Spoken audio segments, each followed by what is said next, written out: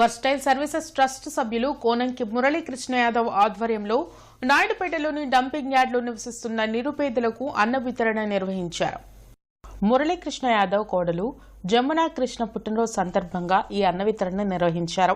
ఈ సందర్భంగా trust chairman పాసం శ్రీకృష్ణదేవరాయ యాదవ్ మాట్లాడుతూ నాయుడుపేటలో నివసిస్తున్న నిరుపేదల దగ్గరికి రెగ్యులర్ గా రావడం, వారికి కావాల్సిన దుస్తులు, బియ్యం, సరుకులు, మంచినీరు అందించడం మరియు అన్న వితరణ కార్యక్రమం చేయడం చాలా సంతోషంగా ఉందన్నారు.